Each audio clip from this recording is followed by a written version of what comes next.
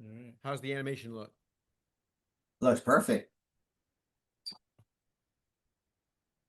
All right, cool. I'll back out of that. Let me fetch my colleague here. So, Oh, you know what? I need to actually make sure that that isn't set up to success. So right there, good. So it's on the first slide. And minimize. so hold on just a second here. Yeah, actually, it's not bad to have it paused. That way, you just unpause it and it Yeah. goes. Yeah. Okay. So You just see us right now, right now? Oh, it's gone. dear God. So maybe I do need to stop the share. Oh. See, now that share button's right there. Yeah. That wasn't there last time. It's weird sometimes. Should I make it huge? No, because that forces us to look up. Yeah. So let's Yeah, make it. keep it down. I gotta keep it down. It's funny how this system works. I do the same thing. There, that's better. Because if the more you look at yourself, Hide the share button. yeah, but when it comes time to share, I'll just pull it up.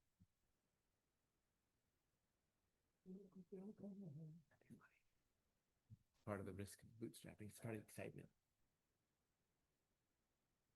If they come in at 10 o'clock, it'd be funny. We'll be like, our meeting ran long. Is there any way you could use another room for half an hour?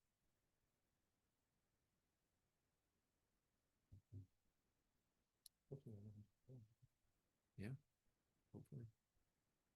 Okay, should I re-enter?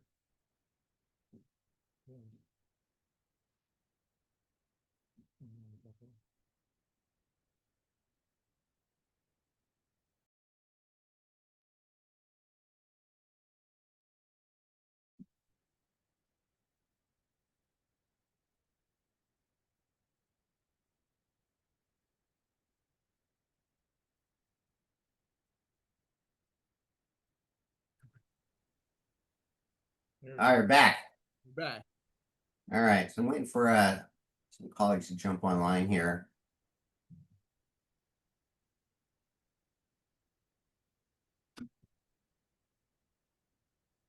So you're gonna grab some screen grabs for us? Yeah, feel free to do all that. Hello, Good everyone. Morning, Victor. Morning, Jasmine. Good morning.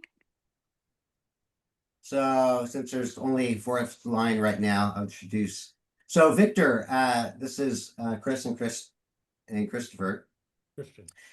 Nice to meet you guys. Christian, so sorry. I already messed up the You whole Victor. thing. And Jasmine, Christian, and Chris here. So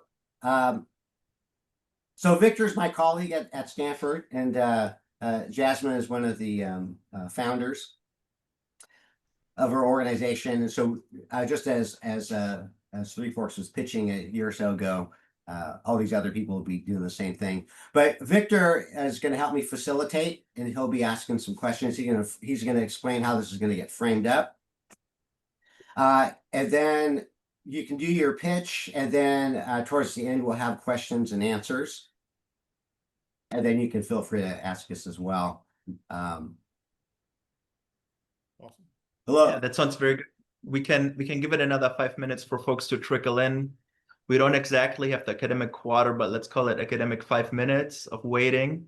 There you go. We can wait until the end. If folks have questions, if something's very pressing, feel free to raise your hand, and then we'll leave it up to our guest speakers to decide on whether to call on the person or not. But we'll definitely leave plenty of room in the end to ask questions. I know that I have plenty of questions, and Ron already told me about the business model earlier on a high level, and I'm very excited to learn about it.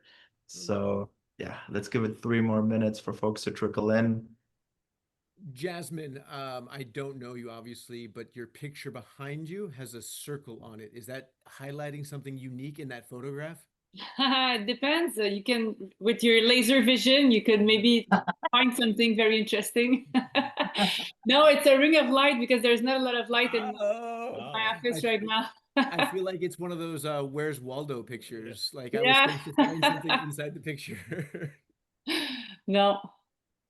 Good morning, Mr. Glenn Lowe. Ron, good morning. How are you doing? Good, man, all the way from Singapore. That's pretty good. Good. All the way on the other side of the wall. I It's know you've been nighttime my here. hero, man. You've been so diligent in making these, showing up for these calls. That's great. Hey, I'm showing up for you. Right. I know. I got to brag about you some more. Yeah. Hello, Harold. Harold, you still in Germany or are you back in the States? I'm back. As you can see, I do my morning walk. Yeah, good, good. You might Yes. remember Chris Kelly at the Virgin Bravo. Harold, Yes. Harold spoke briefly. Yeah, at one of the Stanford events where Chris was. Yeah. I remember. I actually should have brought my patch, the little metal plaque. Oh yeah, our Yes. little what do you Yes. call those? What do you call those, Chris? This they're special coins. A medallion? Then, Yeah. Yeah, so it's one of the The challenge coins. yeah, the challenge yes, coins, yeah. yes. I still have that. The key is to take that to a bar, Harold. And if you ever meet another Navy SEAL and you have a coin and they don't have a coin, they're supposed to buy you a drink or any drink of your choice. Oh, that's the problem. I've been doing it Yeah. all wrong. I've been doing it all wrong. We have to practice this more on. You're not course, supposed to of course throw we the do. coin at them, Ron. Yeah, yeah, I know. That's what I say. I'm messing up already. Very good. We can get the meeting started slowly. We would also ask everybody to please keep your camera on if you can. If you absolutely can, we understand. But just as a sign of respect to the guest speakers and our fellow participants, please do keep your camera on if you can. Let me hand over the stage to our guest speakers. Welcome. Yeah. Morning. Yeah. So before that happens, let me do a quick introduction, and then Christian and Chris, you guys could give it a go. So I have the great honor introduce two guys that are making some incredible progress with their startup. I've been watching them for a while, and their business model is not only unique, but they also have a very unique skill set. So their innovation is really a testament of thinking way outside the box, but also using your existing skill sets in order to get there.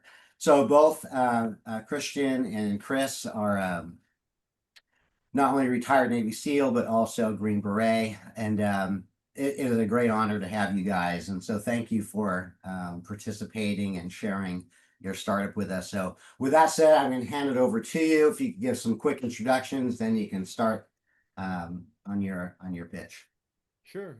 We'll launch into it. We just had Yeah. a couple of slides, and we'll just do a short presentation that we usually give to a client or a first-time client, but it's usually a great overview.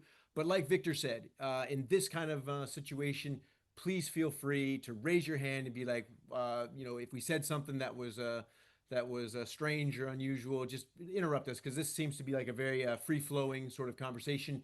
And we're looking to engage you guys across the board and enjoy your company. So let me share the screen, and Chris will start it off. Yeah. Let me pull it up.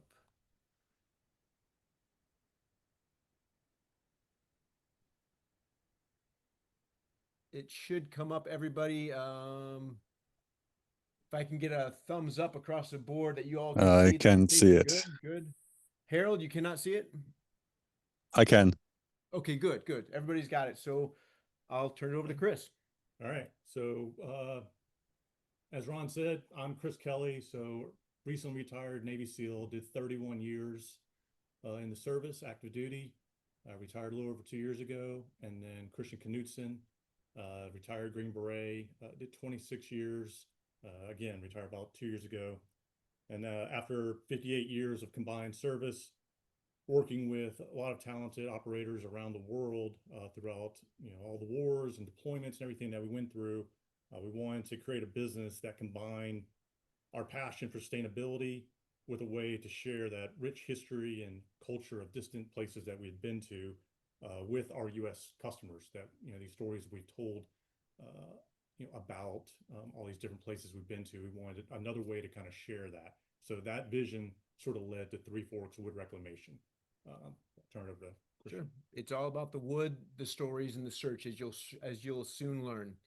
So the first thing we did as we came out of the service is realizing that we had this incredible network of all these allied foreign partners that we'd either trained with or we'd served with, or we'd been in war with, we reached out to them and we started telling them about our idea that we wanted to come share this connection to the culture and history around the world with potential clients, and we'd like to do that from their perspective, in their countries, in their cultures. So one of the first places we went in order to develop a catalog, which we thought would be the first good step in developing this business model, is our Romanian good friend of mine. He's served with him in Afghanistan. He was a Romanian army tanker, and his unit was responsible for Ring Road, which is in the center of the Afghanistan, and they had to look for IDs all the time. So every time we came off the border and we came into the heart of Afghanistan, we would cross paths with them, work with them, and so reached out to him, and he linked up with us in Transylvania, took us up to about 12,000 feet, and took us around to some of the old farms way up, buried deep inside Transylvania. And as soon as we got there, as soon as he took us up there and we got to this, what you see here in front of you, small A-frame, 1700s, if not 1600s in this particular case, and we got inside with the farmer who was translating through Remus, we realized we were on the right path, because that wood, beautiful, huge, 25-foot white oak beams, were engraved from stories through the generations about all of the family members, especially kids, who every winter had to shove all the hay to the sheep on one side through that little portal and the cows on the other side. And just generations upon generations were using this particular small barn in the wintertime, and no longer were they using it because technology advancements, they had gone to lower elevation, and this was being lost to time and the elements. So the farmer was like, why, what would I do with this barn anyways? And we knew we were on the right path. So from Romania, we went up to Estonia, linked up with an Estonian defense force operator that we knew, and he took us out to an old tavern that had been built in the 1900s. And as we're going through this old wooden tavern, beautiful, is it ash or was it lurch that had been made? It was an incredible story that a wrestling family, a wrestler from the turn of the century, had actually built this tavern. He was the top of the game back in at the turn of the century, 1900. He was actually featured in their newspapers in that quintessential Roman look where he has no clothes on except for like some fig leaves over his waist, because he was such a physique and they were so proud of him, and he was winning all of Europe in wrestling until he went to America and promptly lost. But that's beside the point. The fact that he came back and built this tavern, and Chris reached inside this old tavern, inside the walls, and pulled out some old newspapers. And for those of you who are old enough to remember, CCCP newspapers were a big deal back in the day, the Soviet Union. This was a speakeasy tavern. This was where they would go and have a drink and talk about how terrible it was underneath the Soviet Union. That history inside that beautiful lurch wood, again, we knew we were on the right path. From there, we went up to Norway, linked up with some Norwegian SEALs, and they took us to an old mill. That mill in that corner that you see is being lost to that river. As that river erodes away, and that pipe that you see along the waterfront, that water was directed from the river to run all of the turnstiles, and so they could make the fabric inside that mill. And that mill was recognized in the 1800s by the King of Norway as making the most famous, most beautiful fabrics of the land. And the history inside that building with that beautiful wood. Again, we're on the right path. We went to out in northern Norway up to a hunting lodge, and you can see that old hunting shed that is just barely being preserved onside that property. It's literally being lost as they no longer care about it. But to us, especially guys like me who are Norwegian American, the hand carved drawings and the hand carved wood into the hunting shed is phenomenal. And so the stories there again resonate. Went down to Lithuania, served also in Afghanistan with the Lithuanian commander of the forces there. And he took us out into the heartland in this particular village. This was one of the first places they had developed sort of a capitalism where they had a huge barn, and they called this the rich barn, separated into three areas where they had a place where the local townsfolk would bring their wares. The middle room was to divide it, and the third room was to sell it. And it's just incredible wood. It's just sitting there being lost, overgrown, and this incredible wood with this incredible story. This is the catalog we developed right out of the gate for Three Forks in order to show our customers, our clients, that we have the network and the capabilities to hunt and find wood that has story, beautiful, and it's fun. It's fun to look at. So how do we do all this? So for our process, it all starts with our client's vision. So we talk to our clients and find out what's important to them as far as history, culture, heritage, and really dial into where do we want to go to find the right wood and materials to bring back to our client for whatever project that they envision. So once we narrow it down, talk to the client, figure out where we need to go, and we activate our network and then go out to those countries to do the discovery. So the hunt begins. We start going through all the research that we can, talk to all the locals in those areas, and then we try to come back with about 3 different options for the client. So probably like a silver, gold, bronze package of, you know, the history. So some stories may be more powerful than others.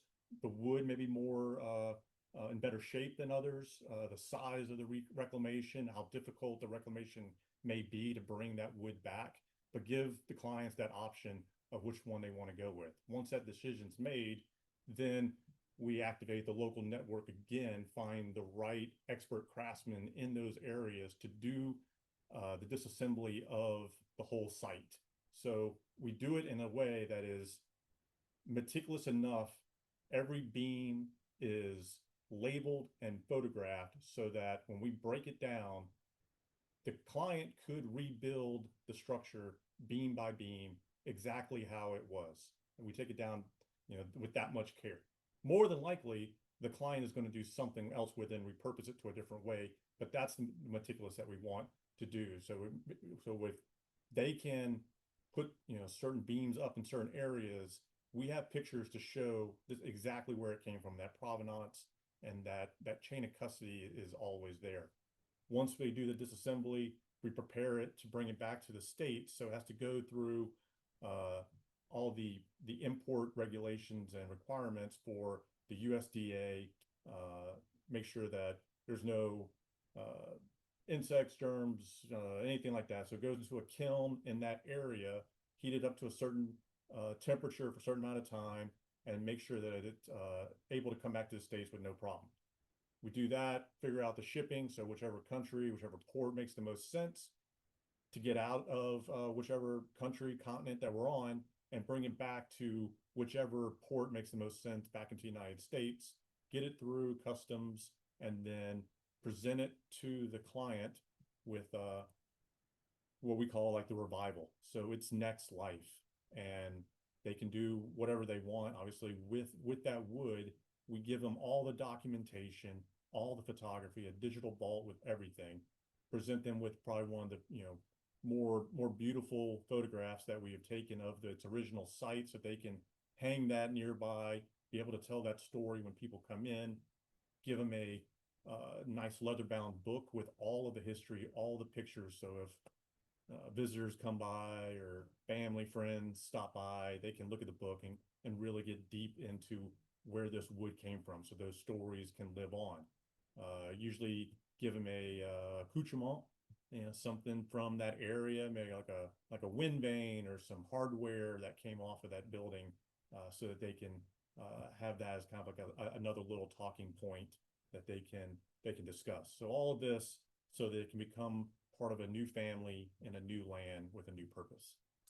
So the best way to really wrap our heads around describing this so that we can bring people into our vision is walk them through 2 examples. So we went to a customer, and they were building a brewery out in Iowa City. And in that brewery, he wanted to build a experience room. And his experience that he wanted to specifically connect with was D-Day.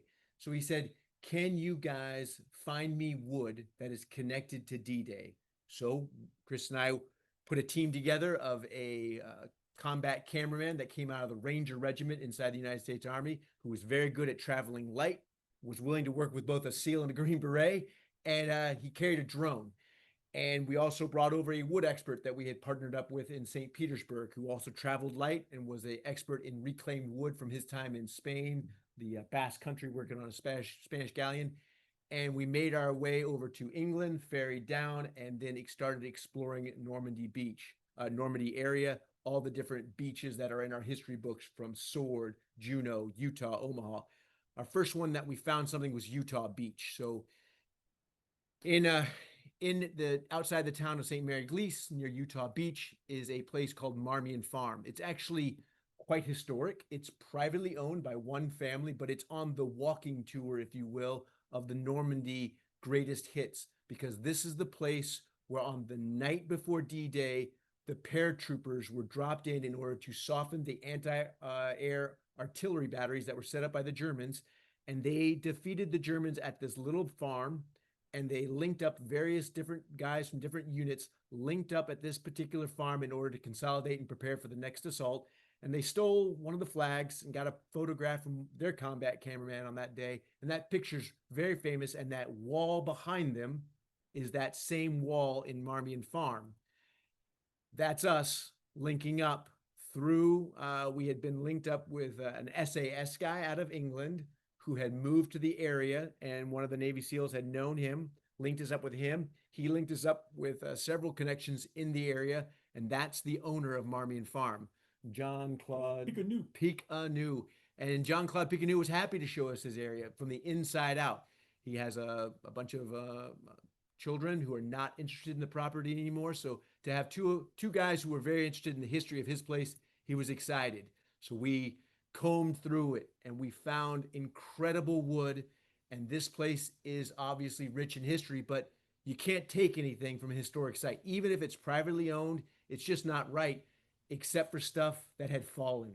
And Jean-Claude Picanou was more than happy to get this stuff to a new home in a new place, because right now it was rotting away in that room. So this beam that you're looking at had fallen as a cross section, and then those smaller ones, which had created the second story floor, had also fallen, and he didn't know what to do with them. So when we explained to him what who we are, what we do, and how we do it, he was enthused to have us take that through the process that Chris described.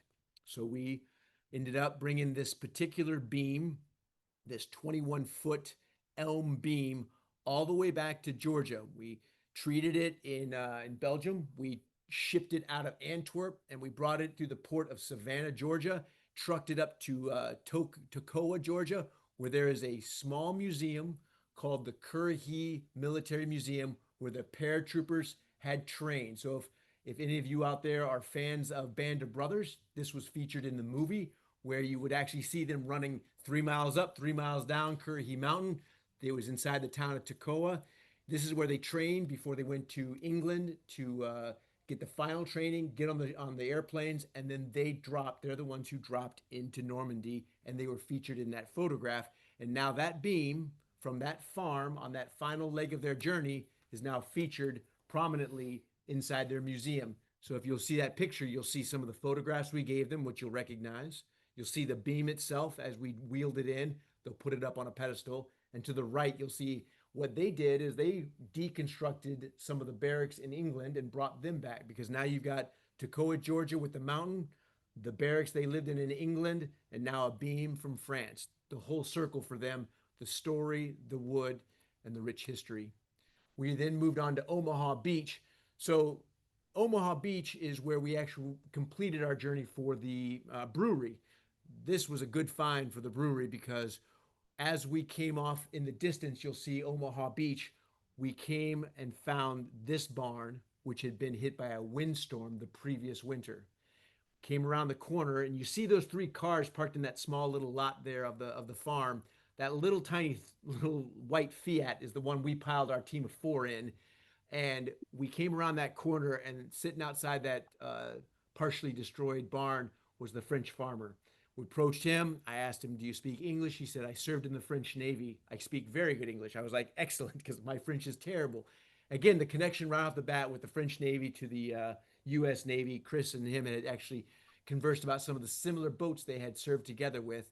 And he explained how his barn had been hit by a windstorm the previous winter and that he had to reconstruct the timbers. We flew the drone up and we could see that he had 7 trusses of 32-foot length, and then he had cross beams like the other barn that were 22-foot in cross members. And he explained to us that he has to rebuild the whole thing. It's just like America. They've got zoning, they've got rules and regulations. They've got to redo the whole thing. You can't just try and put stuff back together and hope it stays. So I immediately was excited. I was like, "What year was this barn made?" And he explained 1792. And I said something very American. I was like, "So this was here during D-Day?" And he's like, "Obviously it was. Come with me down the driveway." I said, "No, no. Chris and I and the photographer and the wood expert, we want to dig into this barn. We want to look at these trusses. We want to look at this incredible wood." He goes, "No, walk with me down the driveway." So we walked down the driveway, and at the base of his driveway is this black granite monument to the United States 29th Infantry, who, after landing at Omaha Beach in the distance, the next night had fought their way to this barn. And Lieutenant Kermit Miller, as you'll see on the name on that monument, with the 29th, with about 25 guys from the 29th, fought the Germans, actually caught 6 of them sleeping inside that barn, took them prisoner, sent half the force back with those prisoners back to Omaha Beach, and then from that barn devised a plan to attack the German headquarters next door at the chateau. It was an incredible story. The history's all there. This is exactly what the brewery wanted, because as you can see from the history of Omaha to the fighting to the memorialized history of that barn and Lieutenant Colonel, that Kermit Miller, that personalized story, that wood inside a brewery where someone can touch that wood and understand that story and feel the history from 1792 being hand cut down by axe, hand hewn, put in place, and was there on D-Day when the 29th came all the way to it. It makes for a great story. So, with all that, we look towards high-end interior designers, architects who we usually work with to find the right customers who want this type of history. American reclaimed wood, a lot of that can be found in the Midwest, Pennsylvania, Ohio. It's maybe 100 years old.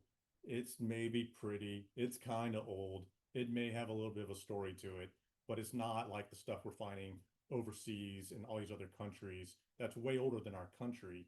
And a lot of our clients are usually like second, third generation Americans who want something back from their ancestral homeland. So we have clients who are looking for, structures in Japan, Greece, Italy, down in Chile, South America, all over, in order to try to bring something back that keeps that connection to who their family is, or where their family may have lived at one point or served in the military. All these stories, they just want to have something that is that tangible, that has that wood is something more than a lot of other materials, because it was alive. It's got a little bit more of that tactile feature to it, that it's just more, it resonates more with people when they're trying to rebuild or make a new project in their home or their business. So it's been a very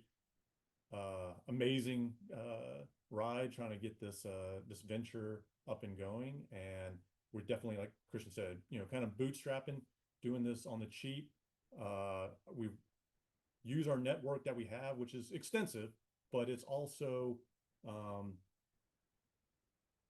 limited in some regards, because technology can help us out way more, which is definitely why we are here talking to you all, because finding these needles in the haystack takes time. So how can we leverage technology better so that we can find these places, do the research, get more of the history, and be able to go and get on the ground and find these right places quicker, optimize our processes so that we can reach more clients and be able to offer more options to them so that their projects can be the best that they can be.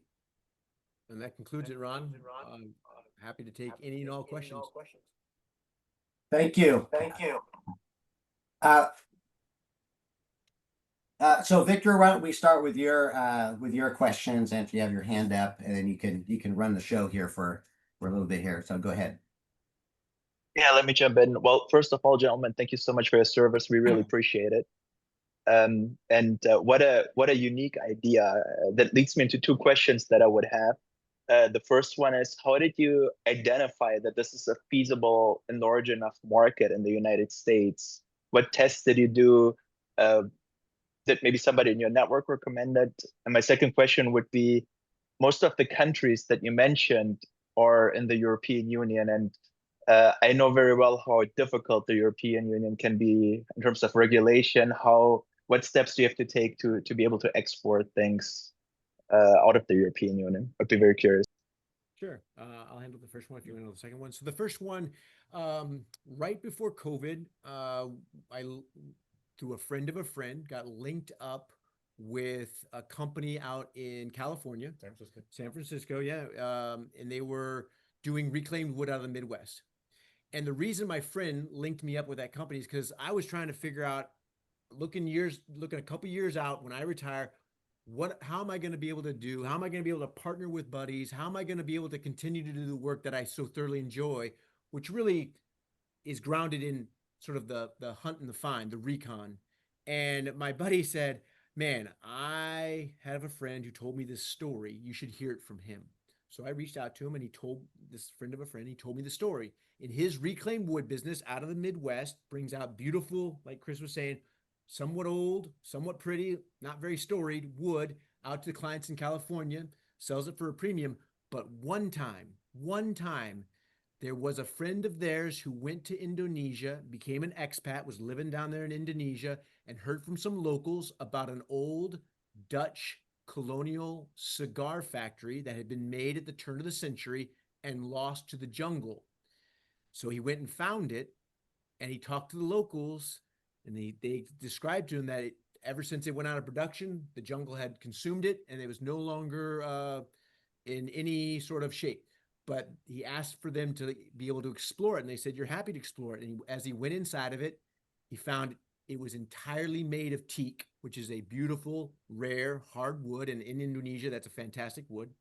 And as he went through it, it was quintessential long tables where all the rollers had been rolling the cigars. There was a management office up above with the windows for the management to look down on the table. There was spiral staircases.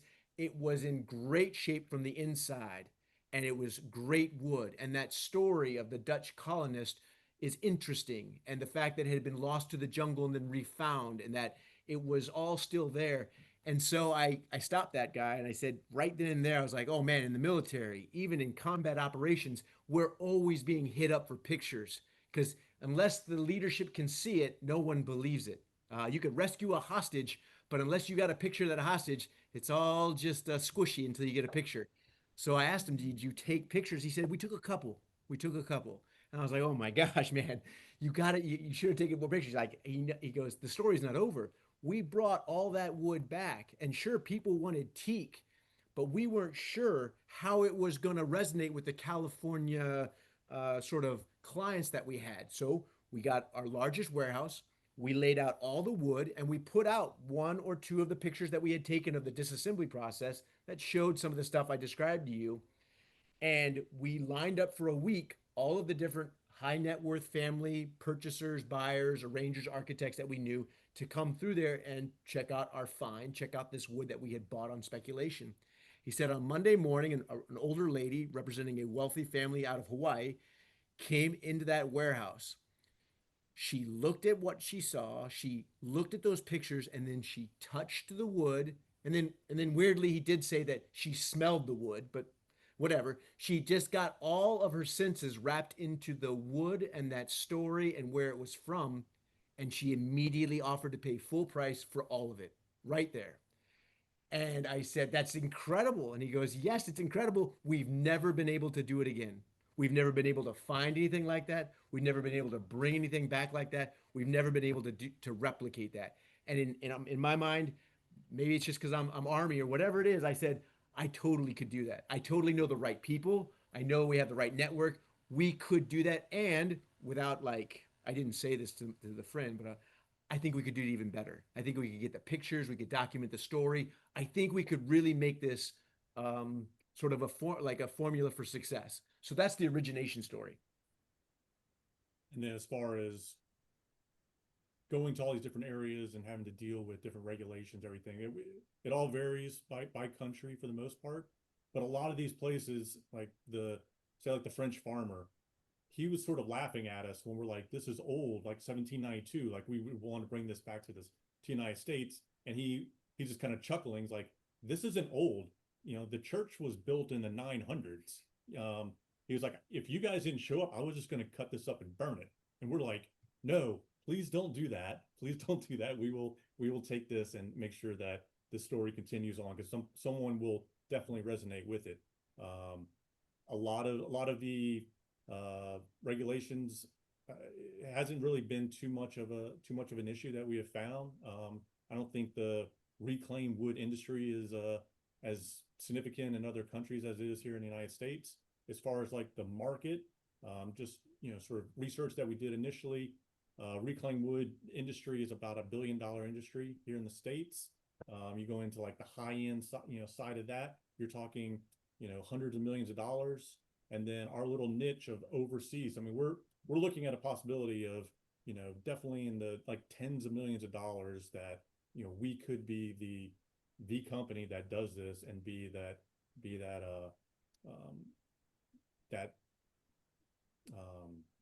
Sole provider. yeah, that the one who can resonate most with like doing that type of work. We haven't really found any other companies that are in this space. Other companies may do it as a kind of a one-off for a client, but they don't specialize in that at all. So it's a little bit of a risk, right, Victor, in the sense that no one's doing it, and we believe that there was an appetite, and it's yet to be determined how big that appetite is.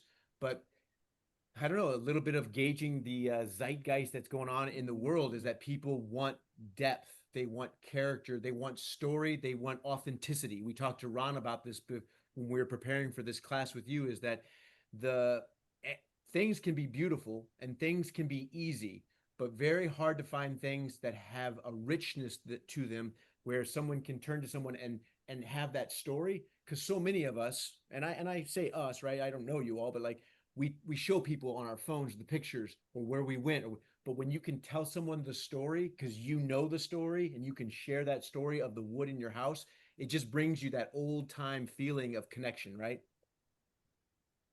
Absolutely get that. And the harder something is to come by, the more appealing it can usually be. And I'd love to open up my network to you. My roots are Central European. Actually, I'm in Poland right now. I speak fluent Polish and German. And one of my friends actually bought a house from the 1700s in the mountains, completely disassembled it and brought it down to this time and reassembled it. Old wooden house, completely made out of wood. So I would love to put you in touch with that friend. And I have no experience in that business, but my bet would be that going to small towns and just talking to the locals, ideally in the native language, and asking them if there are any structures like that in place, and to have them put you in touch with those folks, that might lead to a lot. So I'd love to connect with you all after this call. See you in a couple of weeks. I'm sorry? We'll book our flights and we'll see you in a couple of weeks. Yeah. Well, I'm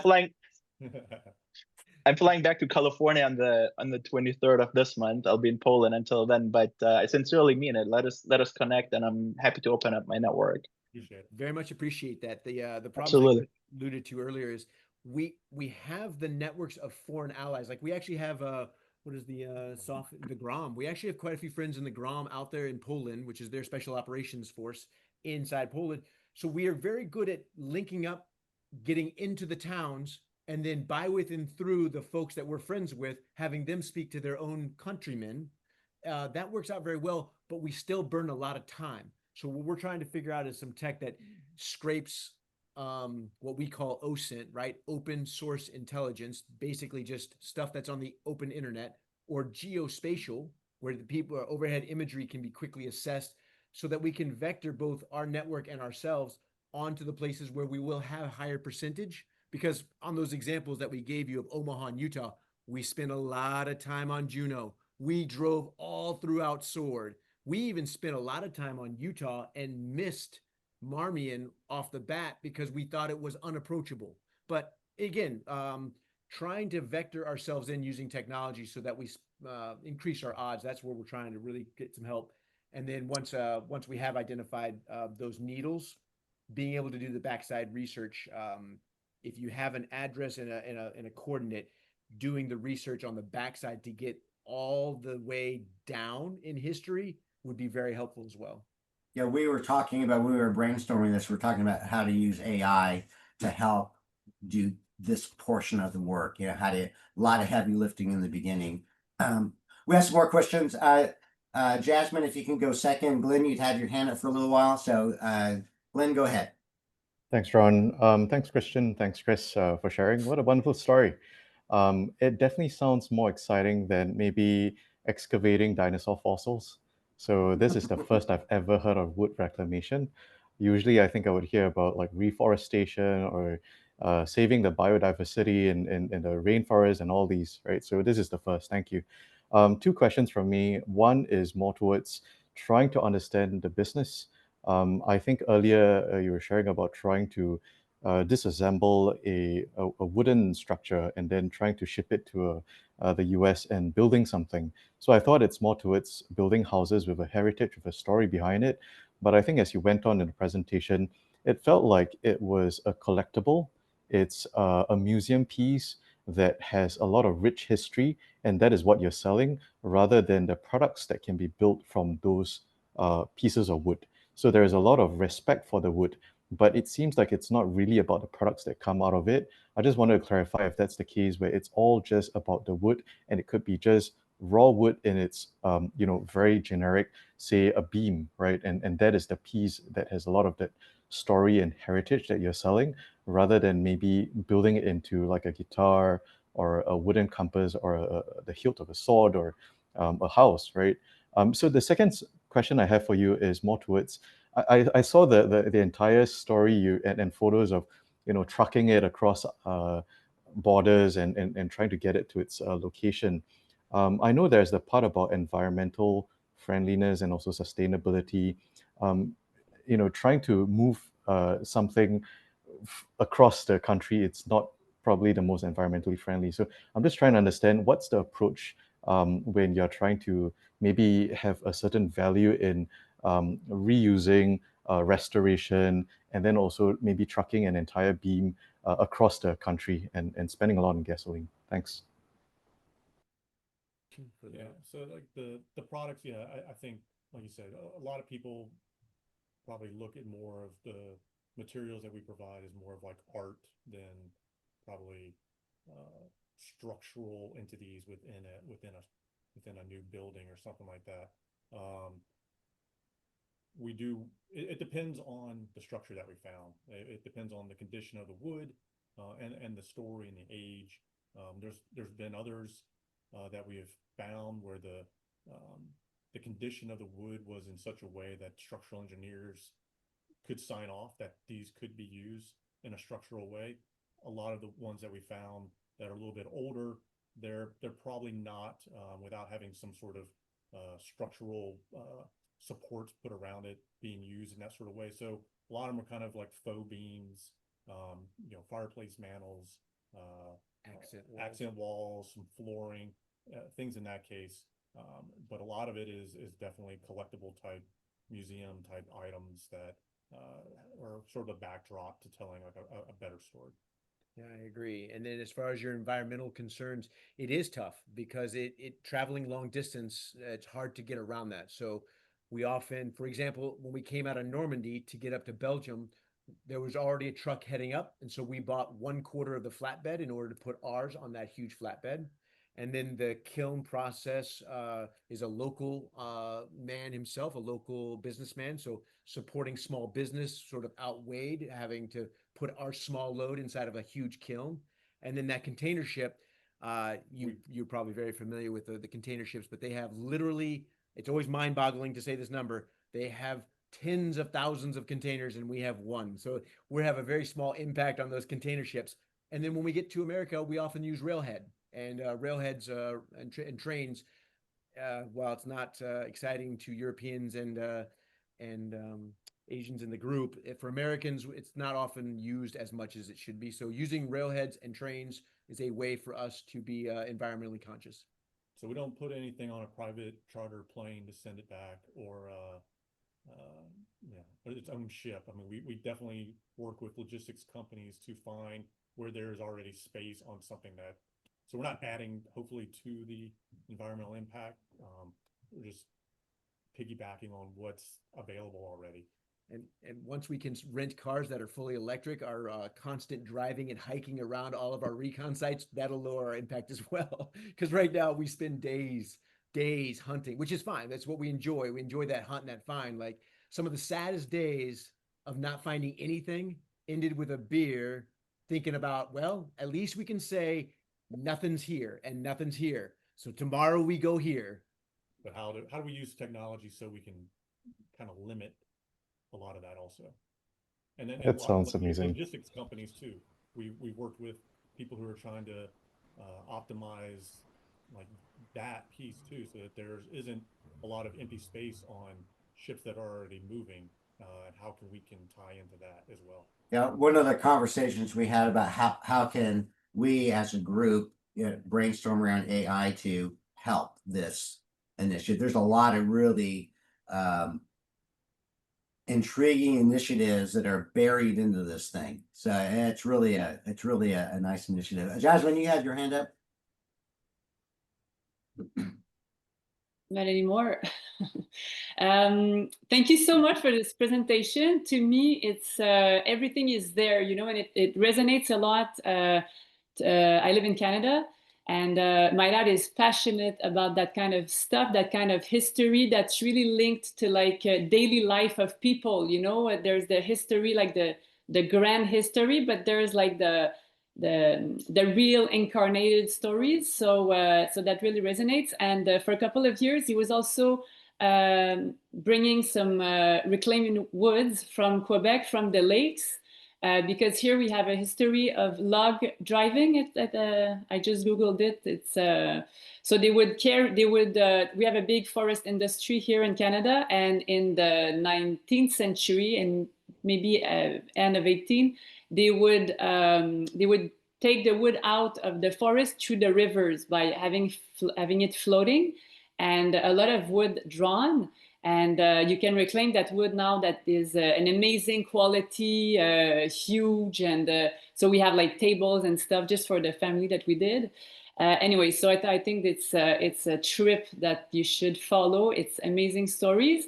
And regarding like how to use technologies, the first thing that pops in my mind, I'm not an AI person. I'm a bit like the person that is non-tech in this group. And but I think that through content, through creating content, like you can certainly attract families and people who own old wood, but also people that are looking to buy some.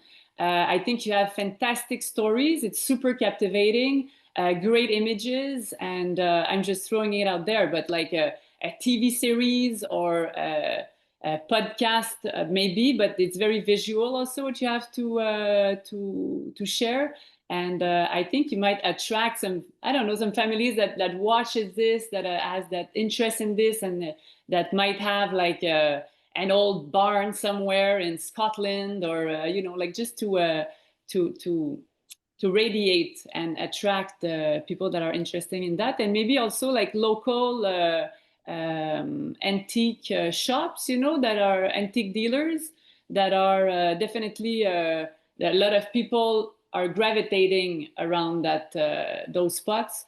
And so those were my thoughts. And I was also wondering if you were offering some design services. So for example, do you have like a design team to revive those pieces of woods, or you just like people are buying the woods and then they can make furniture, or just like you have like a team?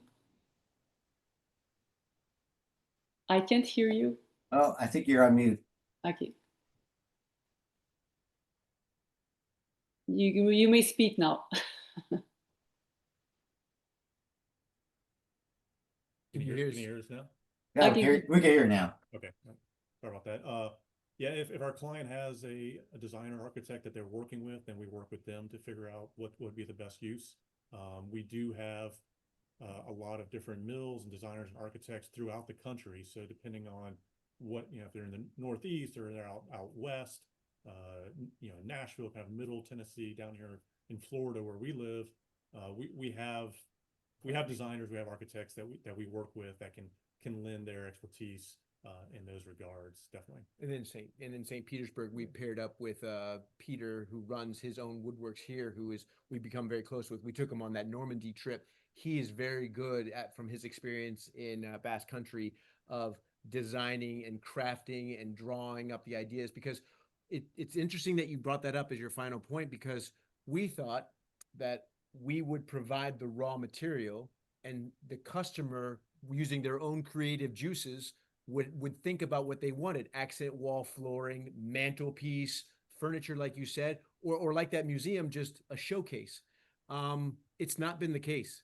We've had to tweak our business model several times, and one of the tweaks was we have found we need to provide many examples to get people thinking about what they could use the wood for, because I'm not trying to insult anybody of the clients especially, but people just sometimes aren't naturally creative about, they know they want the story, they know that it's a cool thing, but how would they put it in their house, in their business? They don't make that leap as we thought they would. So having Peter on the team so that we can show him the space, we just literally brought him to a residential home here in Tampa with a potential client, showed Peter the space, and then Peter made the drawings for the customer about 3 different options of how to use the wood that he was interested in. And that really helped the client out. So that we have found what you brought up exactly. So you can have like a product line already, and you can also have some custom products. Maybe you can even like work with some very high-end interior designers that are working with very wealthy people, and in their whole redecoration and renovation, they can sell and maybe make a cut out of your product. Like, hey, we can make you this coffee table or whatever from. So those can be also great allies. Yes. And we'll kind of go like sort of into like our business model also. Like when we talk to the client, we're like, hey, okay, we'll go do this recon. We'll go to these countries and find some options to bring back. We'll do a rough estimate on what that recon sort of mission would entail. They would pay for that. We would go come back. If we found something great, if we didn't, then okay, we'll just kind of part ways at that point.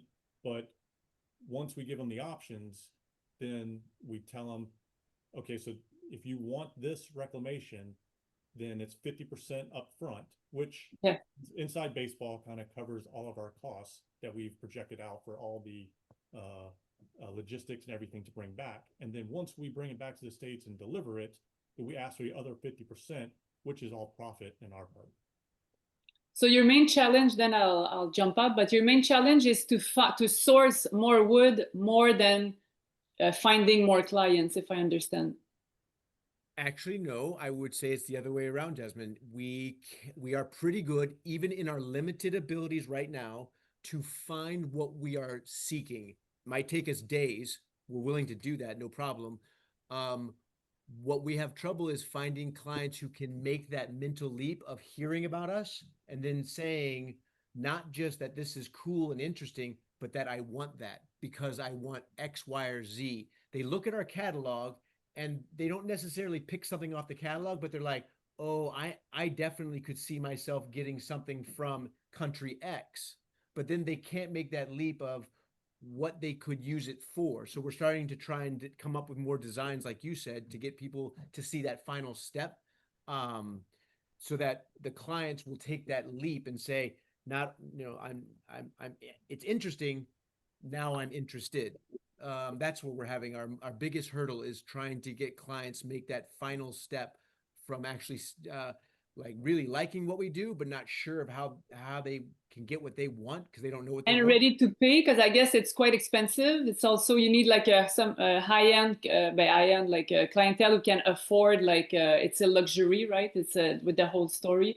But working with high-end designer, I'm saying that because in our family we have some people that are doing that. They do a lot of FF&E. They have like big studios and working with very high, big clients for big the biggest houses around, Yes.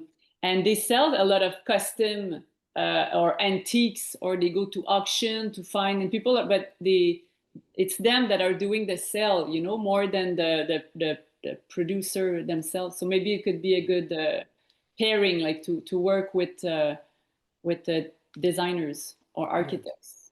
And Yes. I would also say, to your other point, with TV shows and social media, Christian and I were pretty much off the grid for our entire lives. We never had any social media or Facebook or anything. And so we've had to come out of our shell the last couple of years. I think it's and get time. used to this and embrace this.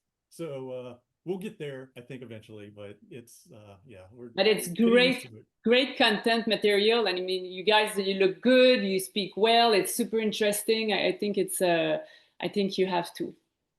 Yeah, Like, yeah, I would agree. You know, most operators live a stealthy life, and We we try. we congratulate you to, you know, step out the box. Chris, you have a question? Yeah, comment and a question. I totally agree with Jasmine and Ron. There's a show on HBO Max called I think it's called Building Outside the Lines. And there's a guy named Cappy on there who is an ex-Marine who kind of talked about the same thing that you're running into, that, you know, he was like, yeah, eventually I'll get there, but then now he has a show. I think it's in its third or fourth season.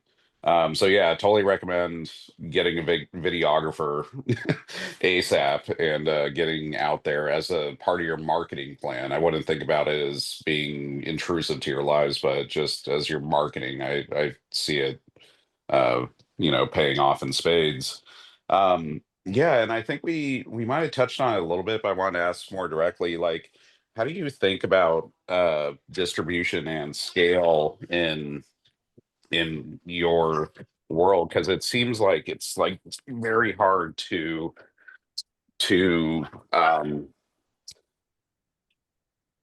duplicate the things that you're doing because there's only so many of you and there's only, you know, but there's an endless amount of clients. So as you become more popular, or, you know, the word gets around, because I would imagine these groups it's mostly word of mouth, that you're going to need more uh, more ways to procure, more ways to distribute, you know, more ways to do all that. So have you guys thought about that at all? We've dug into that. We're a little lucky in that he spent, like he said, so many years in the SEALs, and I spent so many years in the Green Berets, that we have a lot of friends who are also retiring, who have also gotten out, and it's a little funny that it's no secret that a lot of military guys get out of the military and they go do defense contracting or consulting because the money's there. They do some sort of leadership on LinkedIn because there's some money there and it's easy. Or they do some sort of business development because, again, the money's there.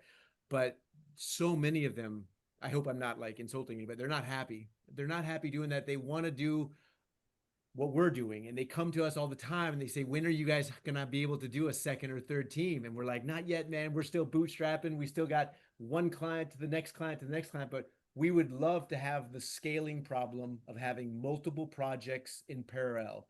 And when we have that, we already have a bunch of guys who are just as smart, just as capable as us, probably a little bit more because they're probably a little bit younger, and they're ready to go out. And we teach them the few things that we've learned the hard way in doing this bootstrap business, and they'll be on it. They will be able to run that vision meeting. They'll be able to go out and they'll be able to find it.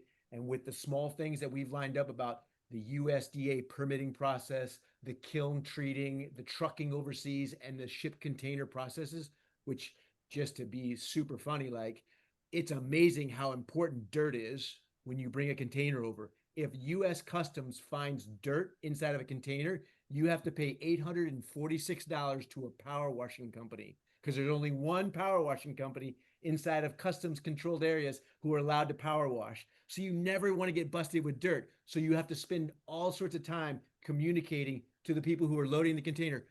I just need you to sweep, man. Sweep and sweep and sweep, which is a funny thing, right? But a hard lesson learned, because it was not fun to pay $846 every time to the one power washing company. Just sucks away your profit, right? By Right. 60. So anyways, we have Chris, we have the good problem of having a lot of guys behind us who want to join us. If we can line up more clients in parallel, we believe we can service, and that's the way we intend to scale. We can't be billionaires scaling that way. We accept that, but we probably can run $1 million $1 million company with the multiple teams doing multiple projects. Yeah, awesome. Yeah, I think if you guys start a YouTube series, and trust me, there's someone out there that's itching for a project like this that will that will shoot it, edit it, do all of the things. You may have that scaling problem. Uh, that may come to you sooner than later. And yeah, I'll shoot you guys an email, because I'm actually pretty good buddies with a guy who worked in intelligence, is a Marine, retired now, but he does that type of geospatial analysis that you were talking about, where he was the guy who briefed, you guys, the SEALs and everything, before you would go in with all the intelligence on like what was going on. And he does that now professionally, where he was literally trying to find, certain types of trees for insurance risk, for wildfires or the trees falling over, stuff like that. So he does that type of analysis, and he'd be able to tell you anywhere in the world, where, if you're looking for a certain type of wood, like where that wood, the buildings would be most commonly built, from the forests nearby, in olden times. So He's made that transition. That's very rare to hear about. We know those geospatial guys, we know those analysts, those yeah, targeteers, but yeah, to make that transition to the commercial sector and be able to take that skill and convert it is would be great to be linked up with your friend. Appreciate yeah. that. Insurance is the space for that. They love that type of stuff, and it's rare actually that you run into analysts who can do that type of thing. But yeah, I'll shoot you guys an email. Thank you, And Chris. if this company doesn't work, we're definitely going into the power washing business. Oh my God, it's crazy. Yeah. One company has the contract. It's crazy. Well, Christian and Chris, thank you so much. It's the top of the hour. We want to respect your times. I know you guys are busy looking for some wood. So one last question, the Stanford founders, any last question here for Christian or Chris before we sign off? Okay. Lynn Lowe, you got to come out from Singapore and say something, man. Come on. I've already asked my questions and very impressed by the work that you do. Yeah. I want to send out one last plug. I mean, we can talk about this all day long, but what's rattling around in my head is how can we help? How can we help Christian and Chris do such good work? It's great storytelling. It's from a business point of view, from a Stanford brain point of view, you need high network clients and also some technology to help this get a little better. And methodologies to scale so that, Christian, to your earlier point, how do you get it from A to Z? You guys have done a great job in pivoting, as I've been watching this thing for the last year or so. And I just see great things for you guys. In any way that our team can help, feel free to reach out. So with that being said, any other last questions before we leave for today? Yeah. Victor Cruz, you want to sign us off? Keep us on our toes. Yeah. Yes, thank you so much. Thank you Yeah. so much for coming in. We're definitely inspired. And is it okay if our folks here can reach out to you, maybe connect with you on LinkedIn? I'm sure we're all going to reflect on the conversation we just had, and maybe we can share some ideas or ask some more questions and just see how we can get involved and maybe contribute it anyway. That'd be amazing. And Ron, if you would put out our email addresses, that'd be a great to help to the class to connect with the folks that said they wanted to connect with us. And welcome all the insight and help. And we're on LinkedIn, Wonderful. Instagram, and Facebook, and eventually YouTube. Yes, I'm sure. Yes. Three Forks is. Yeah. We personally are not, but Three Forks is. All right, you guys, have a great rest of the day. Thank you so much. Awesome. Thanks, Ron. Thank you. Thank you all. Goodbye. Thank you, everyone. Thanks. Bye.